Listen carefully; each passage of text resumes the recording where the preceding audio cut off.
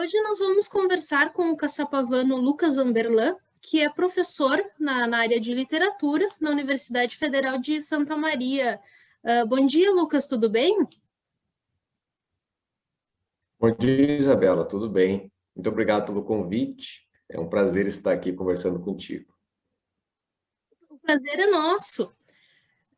Lucas, eu fiz esse resumo na tua apresentação porque a primeira pergunta que eu quero te fazer é porque eu acho que tu pode nos contar melhor do que se eu for falar.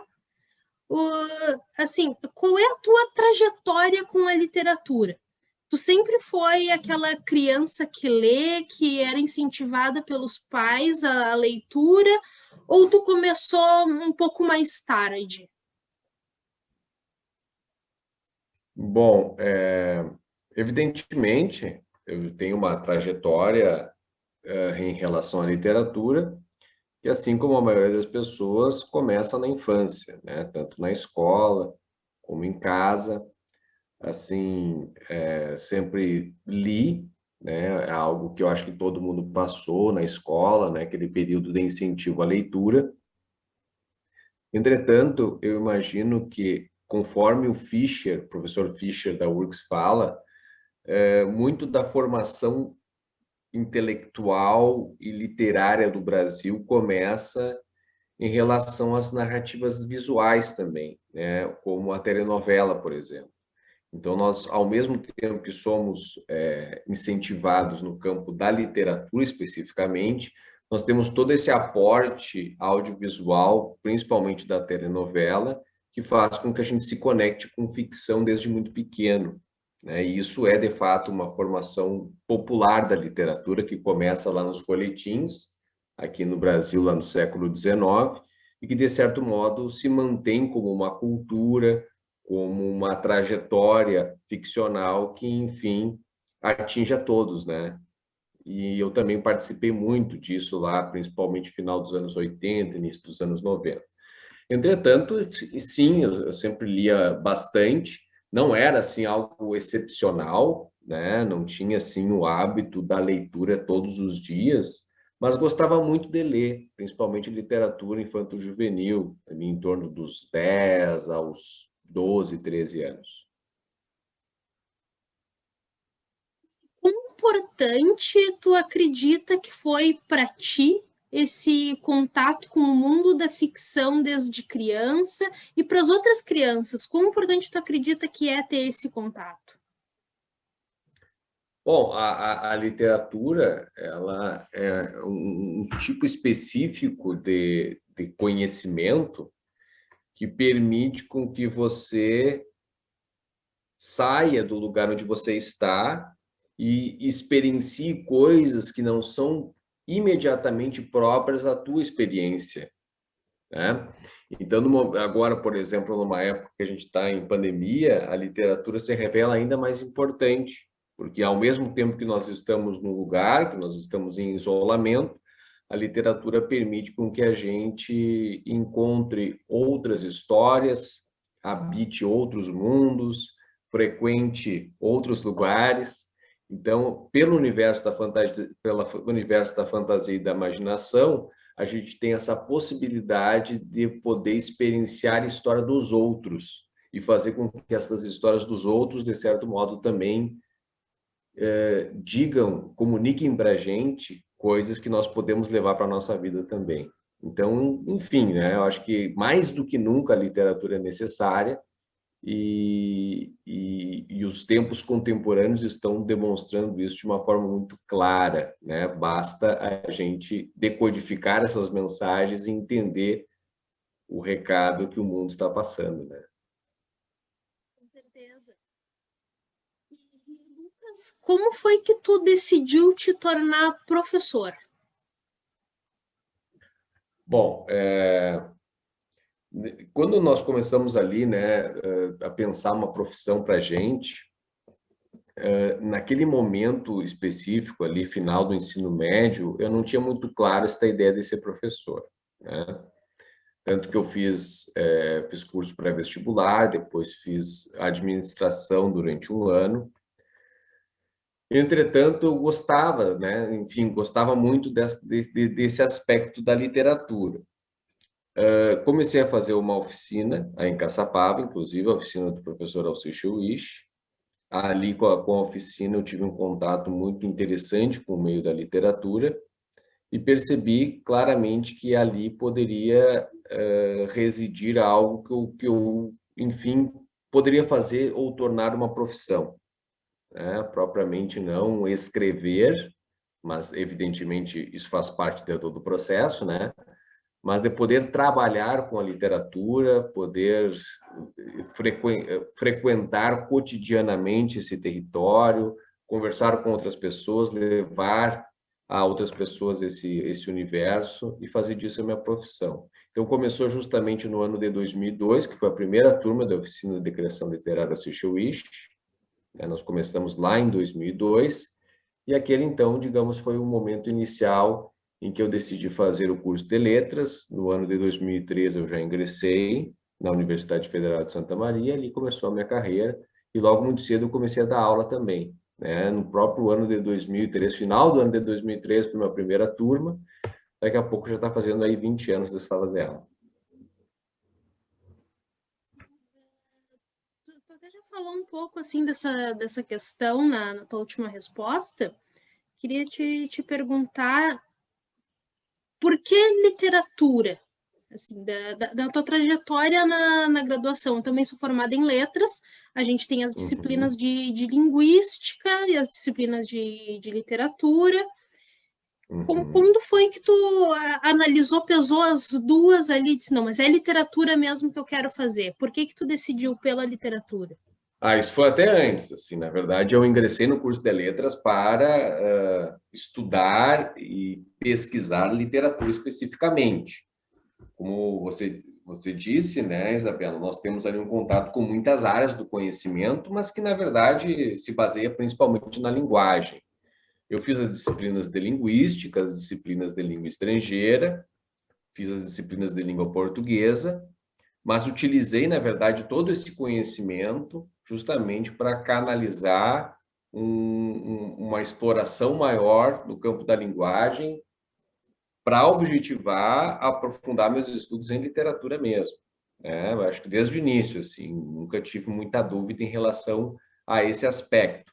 Embora goste muito de linguística, se interesse por línguas estrangeiras, tenho apego, evidentemente, à língua portuguesa, né?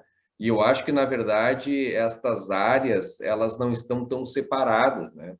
Embora tenha teóricos, embora existam ideias do campo do pensamento que distinguem e especifiquem cada área do conhecimento dentro das letras, eu imagino que essas fronteiras não são tão bem delimitadas, né? E a gente pode muitas vezes utilizar uma teoria para poder entender melhor assuntos que seriam da outra. Ou seja, a gente pode utilizar uma teoria da linguística para entender melhor e interpretar uma obra literária.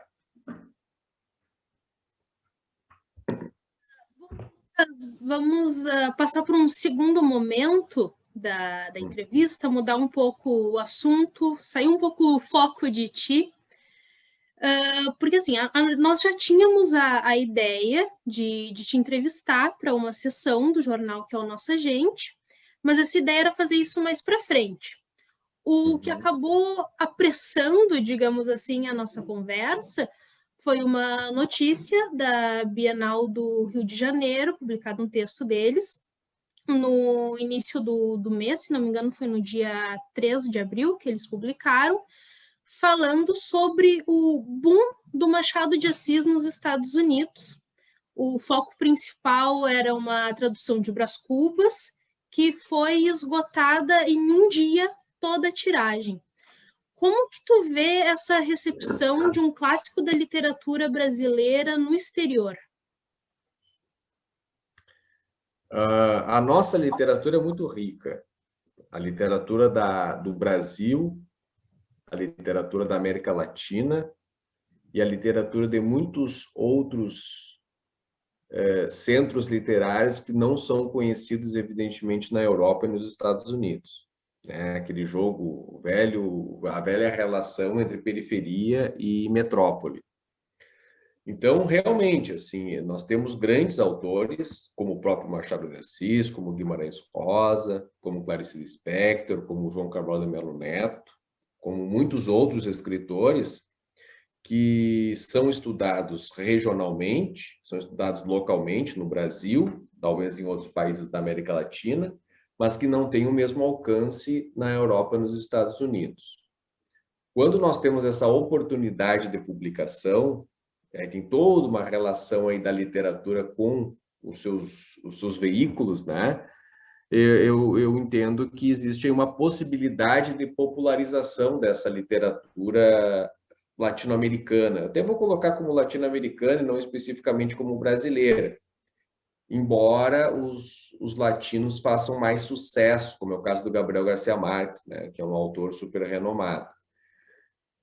Eu acho que isso apenas atesta a atemporalidade da literatura do Machado de Assis, né? De a gente ler algo que está situado lá no contexto do século XIX, mas que, de certo modo, vai tocar em certas questões individuais, pessoais, subjetivas e sociais que, de certo modo, se comunicam com a nossa realidade de hoje.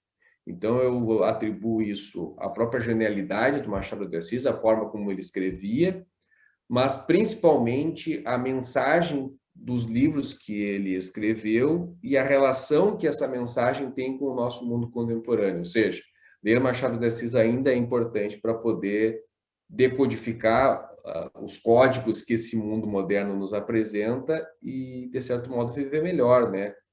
Ter um entendimento maior a respeito das coisas do homem, como das coisas do corpo social também.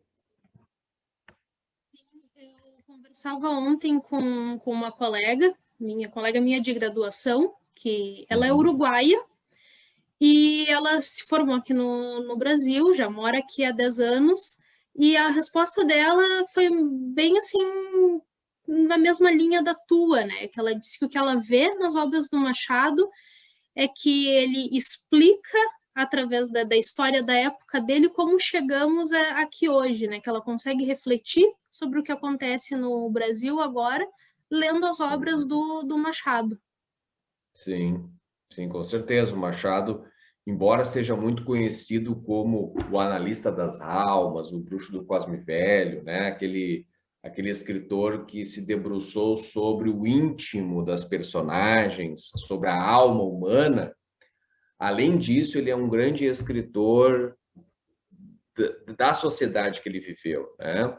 Então, ele consegue muito bem falar a respeito daquele Brasil, da transição do Império para a República, e mostrar como, muitas vezes, essa mudança governamental não se traduz em grandes mudanças sociais. E é isso que as pessoas também um pouco percebem hoje, né?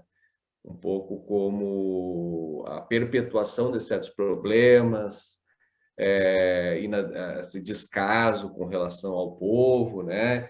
Então, enfim, ele vai mostrar muito bem esses paradoxos, né? Essas contradições que resultam na profunda desigualdade social que marca a história do Brasil, né? Exatamente. Bom, como eu disse na minha coluna na Gazeta da semana passada, comecei a refletir lendo esse texto da Bienal sobre, pensando assim, como o Machado foi recebido lá fora e como nós recebemos os nossos clássicos aqui, como nós lemos eles, como reagimos. Então, eu lembrei da polêmica com o Felipe Neto nas redes sociais. Não sei se tu soube o que aconteceu, chegou a acompanhar alguma coisa. Eu acompanhei um pouco de longe, assim, mas eu creio que eu tenho entendido exatamente o que aconteceu ali. Sim. Bem, uma das coisas que o Felipe Neto diz é que o Machado de Assis e o Álvares de Azevedo, eles não são para adolescentes. Tu concorda com ele? Tu discorda? Bom, como é que eu vou, assim, eu vou pensar uma maneira bem didática de poder falar um pouco a respeito dessa questão, né? Toda a grande literatura é feita para as pessoas, sejam elas crianças, né, ou adultas. Enfim, a grande literatura ela tem essa característica de abarcar uma forma de falar algo para alguém. Bom, talvez o que o Felipe Neto tenha tentado falar e não tenha se expressado bem, isso eu não sei, né? É que talvez a Machado de Assis e Álvares de Azevedo não sejam bons escritores para se ensinar da maneira como o ensino tradicional aborda esses autores. Isso aí eu concordaria com ele, né? Quer dizer, nós não podemos continuar ensinando para alunos do ensino médio Machado de Assis e Álvares de Azevedo da maneira como se é ensinado. Aí sim, eu acho que ficaria mais adequado, porque na literatura, e tu sabe muito bem, né, Isabel, nós temos Isabel, nós temos essa ideia da forma e do conteúdo, né? Então, o conteúdo da obra desses autores é um conteúdo que sempre pode se tornar acessível dependendo da maneira como você transmite as ideias do autor. A diferença é que talvez a forma com a qual o Álvares de Azevedo e o Machado de Assis transmitem esse conteúdo seja uma maneira que não tenha uma comunicabilidade com o público infanto-juvenil, né? Por exemplo, o Machado de Assis, para falar dificuldades, ele vai falar vicissitudes. Para falar recusar, ele vai usar preterir. E isso, de fato, pode causar certos prejuízos na compreensão, no entendimento. Então, realmente, eu não imagino que um adolescente de 15 anos consiga perceber todo o brilhantismo do estilo machadiano. Mas isso vem com a maturidade, vem com o tempo. Isso não quer dizer que nós não possamos trabalhar com esses autores, né? Eu acho que existe aí o trabalho do professor de fazer uma adequação desses conteúdos ao público infanto-juvenil e a criatividade de pensar formas de se transmitir esse conteúdo, né? Que é um dos grandes desafios dos professores e, consequentemente, um nosso desafio como educador, né? Existem várias estratégias de se fazer isso, né? A gente pode trabalhar com fragmentos, trabalhar com enredo, não necessariamente com o texto literário, depois usar o texto literário como exemplificação, né? Existem maneiras de se fazer isso. Mas eu acho que, assim, principalmente o Álvares de Azevedo, ele tem muito a entregar ao público infanto-juvenil. Afinal de contas, o livro principal dele se chama Lira dos 20 Anos. Então, ali naquele livro, ele transmite uma ideia de como é ter 20 anos, né? Quais são os sentimentos que nós temos, quais são os pensamentos, são as coisas que passam pela nossa cabeça, quais são os nossos anseios, né? Então, essa ideia romântica, de fato, de viver o mundo muito intensamente, que é completamente diferente do Machado, que é um sujeito mais racional, que vai ter a literatura dele valorizada justamente na fase da maturidade. Nesse sentido, até acho que o Álvares Azevedo tem mais o que comunicar ao público infanto-juvenil que o Machado. Mas, mesmo assim, o Machado ele vai tratar certas questões que, de certo modo, interessam muito ao público infanto-juvenil e a qualquer público, né? Como ele tem algumas histórias um pouco detetivescas, que ele vai, talvez, ser influenciado ali pela literatura inglesa, ou até mesmo norte-americana. Ele constrói triângulos amorosos, que, de certo modo, vai acabar interessando a qualquer faixa etária, mas o Álvares Azevedo tem esse livro, A Lira dos 20 Anos, que, de certo modo, legitima e registra todos esses sentimentos de como passar por aquela idade.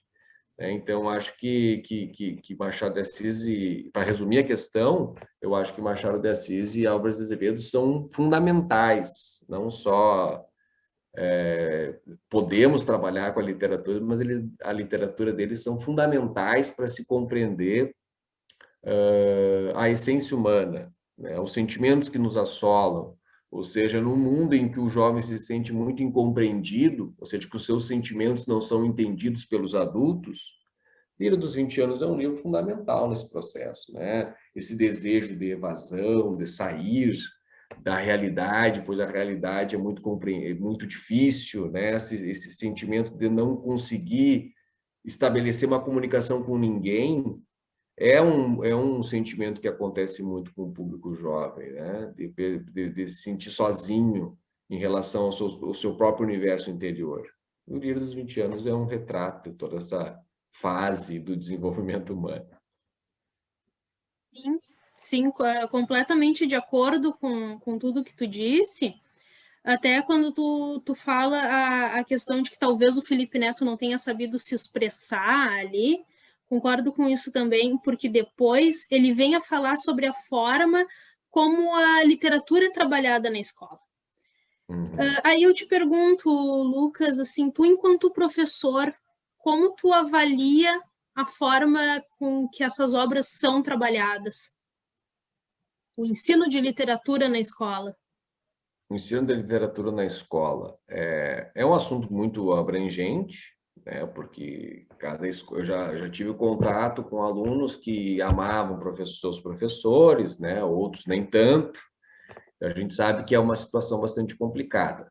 Soma-se a isso toda a condição dos professores, que vale a pena a gente registrar, né? Então, assim, nós somos uma classe que não temos apoio, né? Seja do governo, seja da própria sociedade. Passamos por muitas dificuldades, a nossa remuneração é pífia, é torpe, né? E tem, enfim, todo esse caso aí que vai rondar o ensino. Tirando estas questões, de fato, existe um certo anacronismo na maneira de tratar o assunto literário. O que quer dizer isso, né? Nós talvez estejamos fazendo o ensino de literatura de uma forma muito semelhante como fazíamos há décadas atrás, e o mundo mudou, né? Então, existem novas formas, existem maneiras diferentes de poder tratar esse ensino.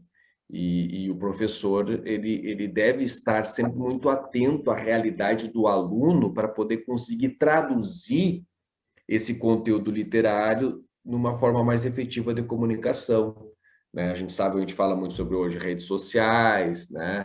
Ou se fala muito em meme hoje também. Essa é a linguagem que o jovem conhece, né? Então, cabe ao professor conseguir reconhecer esse universo do aluno e conseguir estabelecer uma comunicação com ele. Ou seja, como esse conteúdo literário, de certo modo, pode transmitir alguma coisa a mais a esse aluno que está vivendo uma outra realidade. Por isso que fica totalmente inadequado o aluno que está mexendo no celular, está olhando um vídeo na internet, está mexendo nas redes sociais, ali na aula, com o celular, e de repente vem um texto ali do século XIX puro, né? Não tem quem goste disso, não dá para culpar o aluno nesse sentido, né? Ele vai largar tudo para pegar um texto, quase um alfarrábio ali, que ele vai ler palavras que ele não entende, que parece uma outra língua que ele não conhece, e ele se interessar por um conteúdo dessa forma é praticamente impossível, né? Então, existem formas de se fazer isso. Existem métodos para que isso aconteça, né? E cabe justamente ao professor pensar nesses métodos ir atrás, né? E ver formas de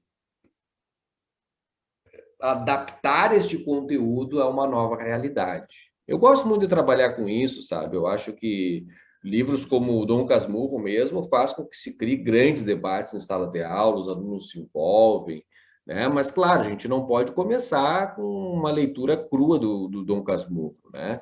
Existem adaptações, existem outros gêneros textuais que trabalham com a mesma obra, no caso dos quadrinhos, existe um filme, né? Todo o arcabouço audiovisual das séries, dos filmes, né? A relação com outras obras literárias também é muito importante, porque, na verdade, a gente sabe, né? Existem certos temas, assuntos, e esses temas se repetem ao longo do tempo, né? Essa questão de originalidade, para quem estuda mesmo literatura, como é o nosso caso, a gente sabe que isso, de fato, se perde quando a gente conhece um número grande de obras literárias, ou seja, tudo é muito repisado, tudo é muito revisitado. Então, por isso que é importante, assim, né, obras contemporâneas dessas literaturas que eles, por exemplo, leem, né, desses autores novos, eles têm uma certa semelhança com os clássicos, porque as obras contemporâneas, elas nada mais são do que uma adaptação dos clássicos, né? Então, quem sabe fazer essas relações, né, mostrar um pouco, tentar mostrar o lado positivo das obras e tentar, de certo modo, fazer com que eles se interessem. A leitura integral, como a gente pensa, é um outro processo, né? Que vai aos poucos também sendo incorporado ao conhecimento do aluno, até que ele decida, de fato, ler o livro e aos poucos ir construindo esse conhecimento, né? Que aquele trabalho do professor, como eu acho assim, se nós falarmos, por exemplo, da literatura do Machado de Assis, e isso vai fazer com que o aluno leia o livro daqui a 5, 6 anos, já é positivo, né? Quer dizer, a aula nunca termina. Eu tenho essa teoria, que a aula nunca termina, ela permanece até indefinidamente na subjetividade do sujeito. Porque pode ser que daqui a alguns anos ele lembre, o professor falou sobre isso, e ele se interessa por aquele assunto, e enfim, né? Quer dizer, o bom professor, ele cria aulas que elas nunca terminam.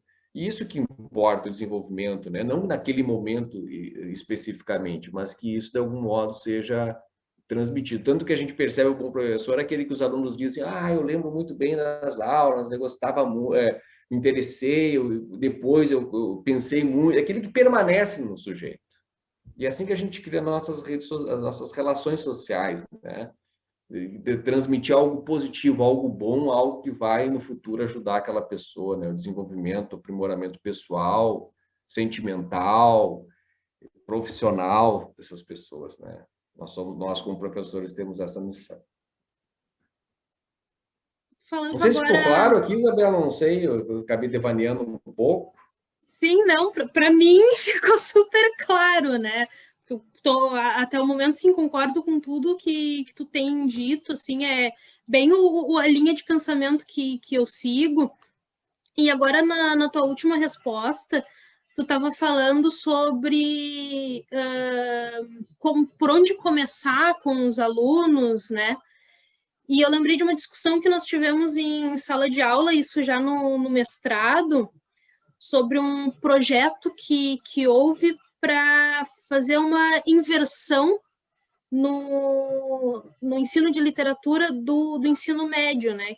Passar o conteúdo do primeiro ano, que é aquela parte ali de barroco, as obras mais antigas, digamos assim, para o terceiro ano, e o conteúdo do terceiro, que é o mais recente, para o primeiro. Algumas das motivações seria justamente essa questão de linguagem utilizada nesses períodos mais antigos, né, que o aluno no terceiro ano já teria mais maturidade para conseguir entender melhor aquilo. Não sei se tu chegou a conhecer esse projeto, pelo que me consta, ele não foi levado adiante, mas se tu conhece, tu concorda com essas argumentações? Sim, é interessante até que no nosso curso de letras aqui da FSM, no nosso novo projeto, no nosso novo currículo, a gente propõe exatamente essa ideia, de começar com os textos mais contemporâneos e, aos poucos, né, se aprofundando em textos mais antigos. Eu acho que é uma abordagem, né, interessante, porque realmente o aluno do primeiro ano, ele tem pouca maturidade para entender aqueles textos do período da colonização, porque o conteúdo do primeiro ano é justamente toda a literatura colonial, né? Eu acho que pode ser uma tentativa, eu não tenho, assim, certeza do que poderia dar certo, mas a minha, talvez assim, a minha opinião concreta em relação a esse assunto é que talvez nós não devêssemos estar tão atrelados à periodização, né? Eu acho que é isso. Independente se for de um jeito ou de outro, eu acho que nós deveríamos estudar textos literários de uma forma geral, né? Porque a partir daí a gente vai desenvolver um gosto pelo texto literário. Essa compreensão periodológica vai ser resultado do interesse nos textos, né? Então, acho que poderíamos fazer essa inversão específica, sair da periodização para o texto literário e fazer o inverso, aí, começar no texto literário e aí, enfim, perseguir talvez uma periodização. E esta linha cronológica de periodização poderia ser construída no terceiro ano, né? Quando a gente pudesse, agora a gente vai mostrar assim, um sentido de como as coisas funcionam. Mas eu, como profissional da literatura, não sei se você vai concordar comigo, Isabela, mas assim, eu penso que, em primeiro lugar, a gente tem que desenvolver o gosto pelo texto, não pela história da literatura, nada contra o campo da história, né? Eu até me interesso muito pelas relações do contexto histórico com o texto, mas eu acho que a gente tem que desenvolver o gosto pelo texto, pela linguagem, pelo jogo linguístico, pelo som das palavras, pela mensagem que elas comunicam. Eu acho que tem que partir muito sempre da palavra para o resto, né? A gente tem que sempre colocar como foco principal o texto. E aí, enfim, eu acho que seria muito interessante trabalhar com Luiz Fernando Veríssimo no primeiro ano, por exemplo, né, com Moacir Scliar, esses autores mais contemporâneos, né, que é um grande autor nosso, digamos assim, de Caçapava, podemos considerar dessa forma, um autor que seria muito interessante trabalhar. E na literatura do Alci, por exemplo, nós temos muita história, né? Então, quer dizer, daria para tratar essas questões contextuais sem problema nenhum, mas com um texto contemporâneo, né? Então, a minha resposta acho que vai muito nesse sentido, assim, né? Independente da maneira cronológica que a gente vai adotar, talvez se preocupar mais com o texto, né? Que o professor possa desenvolver um programa e que o aluno vai estudar diversos textos literários diferentes e que ele possa ter uma certa afetividade com esse texto, que aquele texto possa comunicar alguma coisa para ele, que ele possa entender alguma coisa do mundo, que ele se interesse por aquilo, que ele vá atrás de outras obras do autor, e assim começa o grande processo da aquisição do conhecimento, né? Não, completamente de acordo com o que tu disse. A minha experiência enquanto aluna de ensino médio de literatura, eu sempre gostei muito de ler, desde de criança, assim. Sempre a leitura, desde aqueles contos de fada, sempre foi muito presente para mim. E só que quando chega ali no ensino médio, as aulas de literatura, né, no meu caso, onde eu estava estudando naquela turma ali, era os períodos, características, aquela coisa mais histórica mesmo. Eu não lembro de ter discutido uma obra em sala de aula. A obra ficava como o trabalho de casa que tu tem que fazer porque tu vai precisar para a prova no final do trimestre, para o vestibular no final do ano. E isso, de certa forma, quando eu entro na graduação, muda um pouco. A gente tem aquela questão de estudar os períodos na graduação também, mas a gente também tem aquela questão de ter que ler a obra porque também vai ser discutido aquilo. E isso na literatura brasileira. A minha formação é em língua espanhola, quando nós vamos para a literatura de língua espanhola, é completamente diferente. O foco é a obra em si. Então, eu sinto que eu, enquanto aluna, aproveitei muito mais, assim, desenvolvi muito mais gosto pelas aulas de literatura de língua espanhola do que pelas de língua portuguesa, Por causa do justamente por ter texto esse foco na literário, né? obra.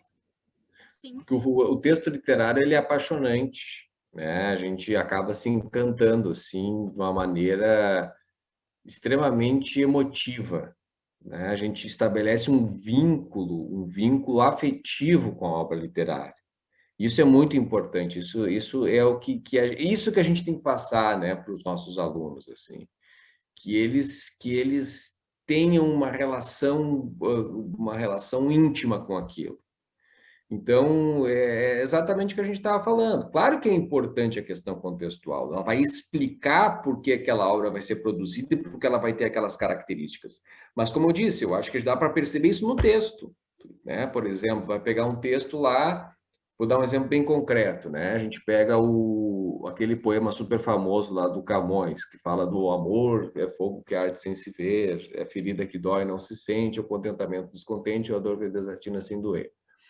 Ali, a gente tem inúmeras questões para se falar a respeito do amor, que é um assunto que todo mundo se interessa, Eu imagino que a maioria das pessoas que procurem textos literários procurem justamente para poder encontrar esse que é o tema maior de nós, como do sujeito, né? do homem, de uma forma ampla. Assim.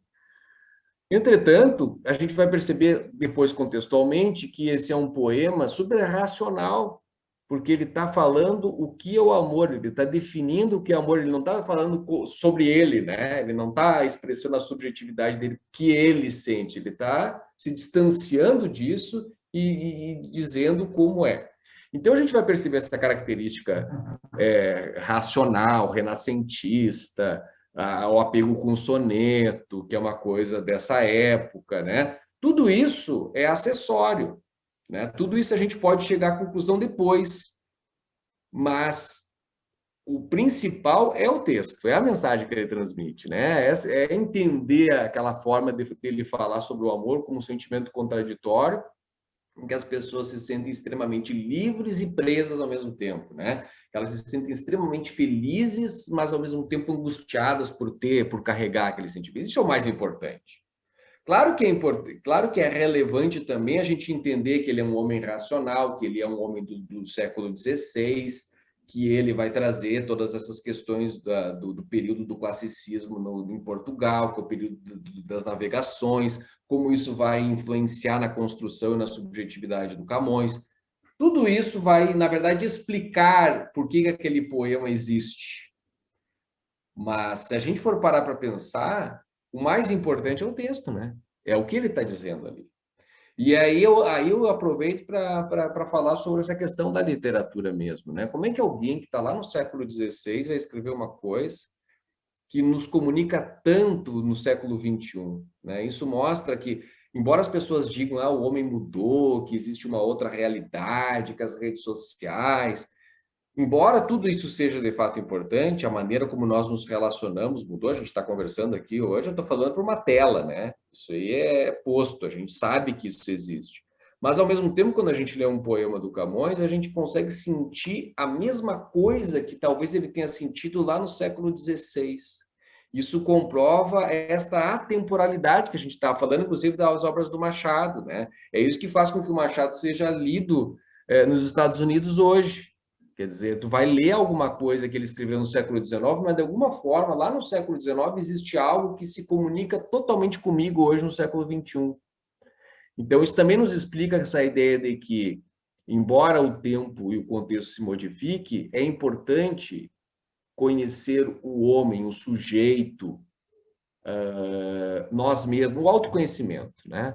Eu acho que essa é a ideia. A literatura ela promove algo que é fundamental para o desenvolvimento e aprimoramento humano e social, que é o autoconhecimento. Então, acho que essa é uma mensagem assim que a gente nunca pode deixar de lado. Viver é se autoconhecer, né? Conhecer um pouco mais de nós mesmos, saber quais são as nossas características, quais são as nossas emoções, como nós lidamos com as coisas do mundo, o que nós podemos contribuir com a sociedade. Então, acho que o autoconhecimento é fundamental e a literatura ajuda muito nesse processo e faz com que a gente entenda essa característica que liga eu contigo com as outras pessoas. Quer dizer, a gente lê, a gente sabe, a gente reconhece essas emoções, a gente sabe o que é o amor, a gente sabe o que é saudade, a gente sabe o que é compaixão, a gente sabe o que é ódio, a gente sabe o que é inveja, né? Então, isso a gente tem que saber, a gente tem que conhecer essas emoções para lidar melhor com as coisas do mundo, né? Eu vejo até, eu estava falando sobre, tu falou sobre o Felipe Neto, né? Também eu vi essas questões que aparecem muito na nossa sociedade, né? De que as pessoas falam em inveja branca, inveja, que seriam questões de preconceito. Quer dizer, a inveja branca que as pessoas falam nada mais é do que inveja. Só que as pessoas elas sentem uma certa vergonha de dizer que estão com inveja, como se porque não é um sentimento nobre, mas é humano. E todos nós passamos por isso, né? Todos nós temos esse sentimento dentro de nós. E em algum momento da nossa vida a gente vai sentir isso, porque nós somos seres humanos, né? E lidar com literatura é reconhecer personagens ou encontrar poemas que falam sobre esse sentimento para poder tratá-lo melhor, né? E quando a gente sentir isso, a gente identificar e saber lidar com essas diferentes situações. Por isso que os gregos falavam da catarse lá, né? Que a pessoa assistia, né, uma peça de teatro que falava sobre incesto, que falava sobre assassinato, parricídio, matar o próprio pai, né, como o caso do Édipo, porque, de certo modo, olhando aquilo, a pessoa se sentia purificada, porque ela não precisa matar o pai, mas todo aquele sentimento que ela carrega dentro de si, de ódio, de vingança, aquilo ali, de certo modo, vai ser representado e a pessoa passa por um momento de purificação. Isso é conhecer melhor os próprios sentimentos, é o autoconhecimento, né? E é respeitar a condição humana. Quer dizer, não existe inveja branca porque é inveja, e isso faz parte da gente, né? E é importante a gente reconhecer isso também. Também, de novo, acho que eu devaneei, mas, enfim, né? Bom, seguindo a nossa conversa e voltando um pouco para a questão de ensino de literatura, bom, a minha experiência com sala de aula, ela é bem pequena, com literatura é menor ainda, eu fui mais focada no ensino de língua espanhola, mas uma coisa que eu consegui perceber no pouco tempo em que eu trabalhei com literatura é que havia uma divisão entre os alunos. Em uma turma, eu tinha inclusive uma divisão física em sala de aula entre os que liam porque gostavam, os que liam porque eram obrigados e os que simplesmente não liam. Então, a pergunta que eu te faço agora, eu acho que é a pergunta de $1 milhão dessa entrevista, é como despertar o interesse da literatura nesses alunos que não querem ler por nada. Uhum. Eu acho que a gente estava falando sobre as obras clássicas da literatura brasileira, né? Essas obras clássicas da literatura brasileira, se a gente for pegar, por exemplo, o enredo que estas obras apresentam, começando lá no folhetim do século XIX, são enredos muito bem construídos, justamente porque eles eram publicados no jornal e as pessoas tinham que comprar o jornal a cada semana para continuar lendo aquela história, né? Então, o enredo dessas histórias, elas são, o enredo é muito interessante. Então, cabe ao professor saber também tratar este enredo e passar este enredo para os alunos, porque todo mundo gosta de uma história bem contada. E os clássicos da literatura brasileira nada mais são do que histórias muito bem contadas. Como eu disse, a forma com a qual esses autores escrevem talvez não se comuniquem com os alunos, mas o enredo é muito interessante. Então, talvez, assim, essa pergunta, como tu falou, uma das chaves poderia ser exatamente essa, né? Entregar partes do enredo e fazer com que exista um interesse em saber o que acontece, aquilo que a gente chama de spoiler, né? Então, o professor ele pode construir o enredo e até voltando assim um pouco da contribuição da literatura oral, pode até aumentar certos determinados pontos, né? Ajeitar a história, deixar mais bonita, para que exista um interesse por parte deles em saber o que vai acontecer com aquelas personagens, qual o destino que elas vão ter, e aí aproveitar esse interesse e aos poucos ir tratando o texto, né? Ah, olha só essa parte aqui que vocês se interessaram, olha como o autor escreve. E trabalhar ali com parágrafos, né? Trabalhar com parágrafos em sala de aula, o aluno vai ter contato com o texto literário, e assim o conteúdo vai, aos poucos, podendo ser assimilado. Claro, existem, como eu falei, também uma adequação midiática que pode ser feita, né? Por exemplo, tentar construir enredo em talvez uma série para os alunos produzirem, né? Tem formas diferentes de poder trabalhar isso, alguma coisa de meme, né? Qual meme que se poderia fazer dessa situação? Os alunos podem criar isso também. Né? Aí existe toda uma adequação midiática também, de gênero textual. A pessoa que gosta mais de quadrinhos, quem sabe, né, trazer uma adaptação em quadrinhos. Mas eu acho que, assim, para resumir, o enredo vai oferecer uma resposta mais concreta, porque o enredo é interessante, eles gostam da história de Dom Casmurro, eu conto o Guarani, eles se interessam muito por aquela história, por aquela grande aventura, quando é uma guerra, né? E aí, enfim, senhora, nossa, né, Aurélia Camargo vai lá e compra o marido, e aí eles dois moram na mesma casa, eles se amam, mas eles não ficam juntos. É uma história pronta, né? É uma história que poderia despertar o interesse em qualquer jovem, tanto que depois vai ser muito utilizada pela própria telenovela. Então, os clássicos eles apresentam isso, eles têm um grande ponto positivo, um dos pontos positivos é o enredo, talvez tentar trabalhar formas diferentes de trabalhar o enredo para despertar esse interesse que, de fato, é um interesse humano, de saber contar histórias, né? Tenho certeza que os alunos olham séries, essas séries têm enredo, têm um desenvolvimento, né? Então, saber usar bem o enredo para poder tentar captar esse interesse. Sim. Sabe que nessa turma que tinha essa separação física em sala de aula, aconteceu uma situação curiosa, que eu não estava nem trabalhando na disciplina de literatura com eles, mas na disciplina de produção textual, que eu trabalhei contos. Levei 3 contos para eles, um de literatura fantástica, que eu de fantasia, na verdade, que eu me lembro que era um dos contos do Bidou Bardo, da J.K. Rowling, era uma turma de primeiro ano. Eu levei também aquele do Cortázar, agora o título em português eu não vou lembrar, em espanhol, A Caça Tomada, e o da Lígia Fagundes Telles, Venha Ver o Pôr do Sol. E esse, assim, o da Lígia, foi o que mais me surpreendeu, porque teve uma recepção, assim, que uma aluna do grupo que não lia por nada chegou para mim e me disse que teve que ler aquele conto de tanto que uma colega estava falando naquilo. E aí ela chegou para mim e me perguntou, professora, por que a gente não trabalha coisas boas assim em literatura? Eu não vou te mentir que eu lembro o que eu respondi para ela, porque eu não lembro, eu tenho uma memória péssima, isso já faz alguns anos. Mas agora eu vou te provocar e vou te perguntar, antes de fazer a pergunta que eu realmente queria fazer, o que tu responderia para ela se tu te visse nessa situação?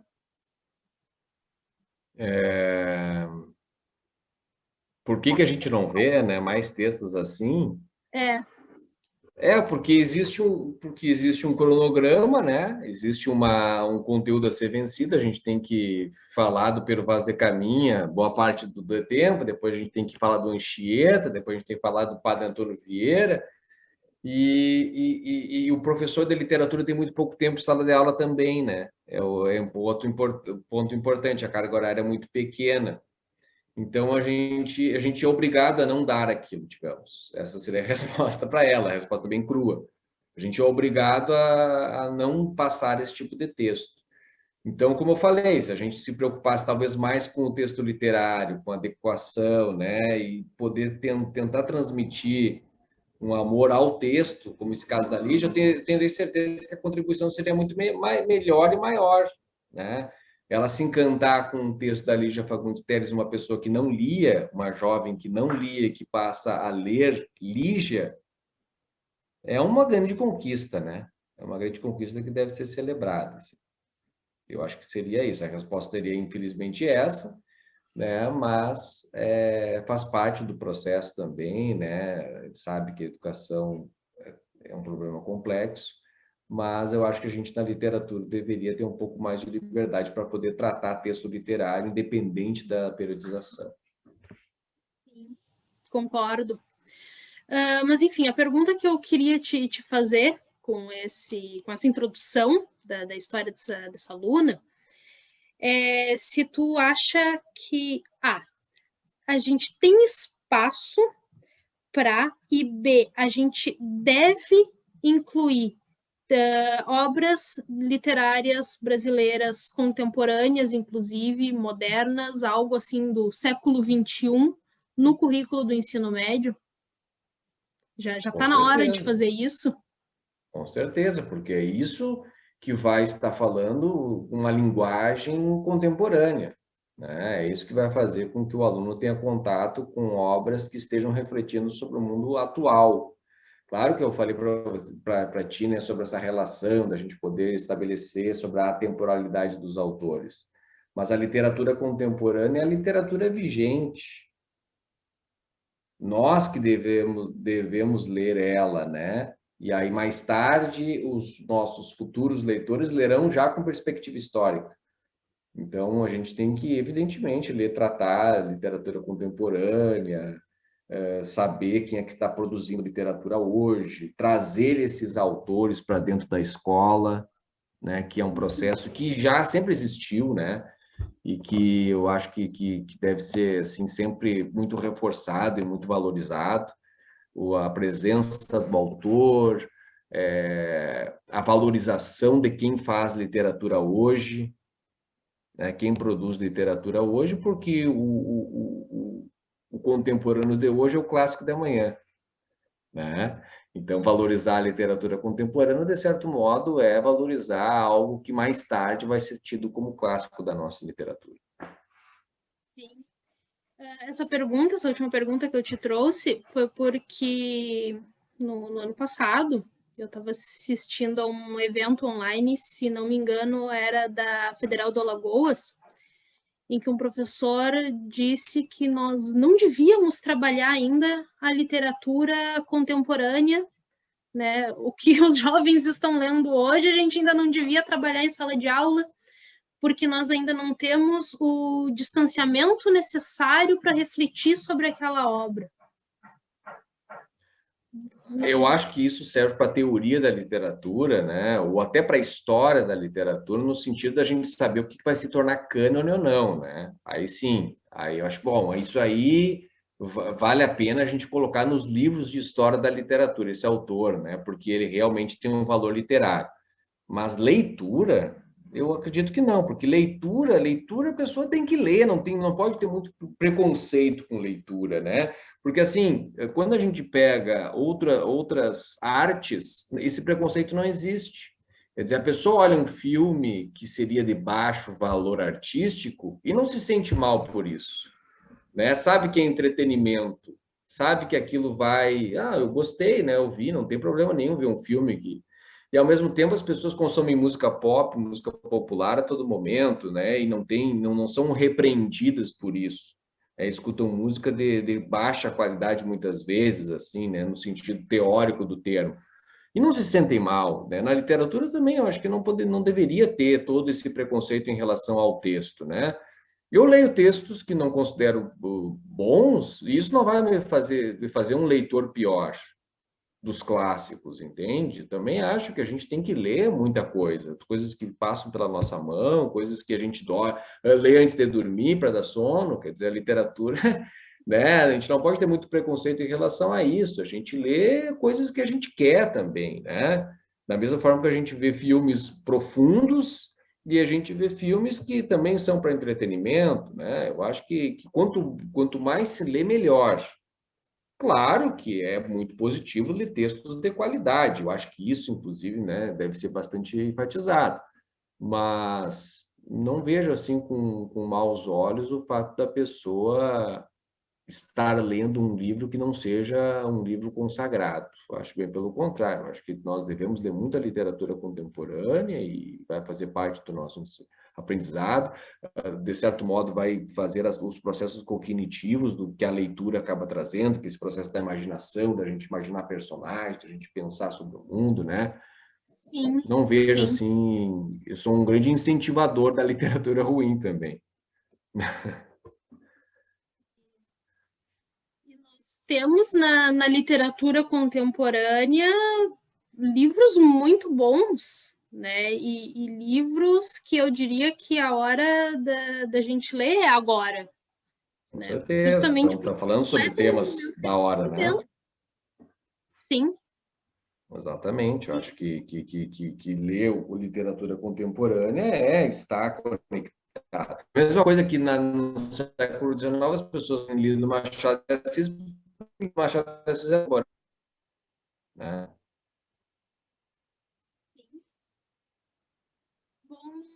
Lucas, eu gostaria de agradecer o teu tempo por ter conversado conosco nessa manhã. E agora eu deixo um espaço livre para que tu possa fazer as tuas considerações finais, deixar alguma mensagem que tu queira, pode ficar à vontade. Bom, primeiro eu queria te agradecer, né, Isabela, agradecer a Gazeta também pela oportunidade de poder se comunicar com vocês, se comunicar com o público de Caçapava, que, como você sabe, é um público muito especial, muito querido por mim. Afinal, né, eu tenho todas as minhas raízes encravadas em Caçapava. Então, eu fico muito feliz cada vez que faço isso. Sempre participei da nossa feira do livro, né, que sempre foi um veículo muito importante de difusão do conhecimento, da cultura, e gostaria que, de certo, a meu maior desejo é que essa entrevista, de alguma forma, possa trazer pelo menos alguns pontos de reflexão para as pessoas, né, para que as pessoas possam pensar sobre o nosso assunto, que é a literatura, e se motivarem também, né, a produzirem momentos sociais em que o nosso assunto, o nosso objeto de estudo seja discutido e principalmente valorizado.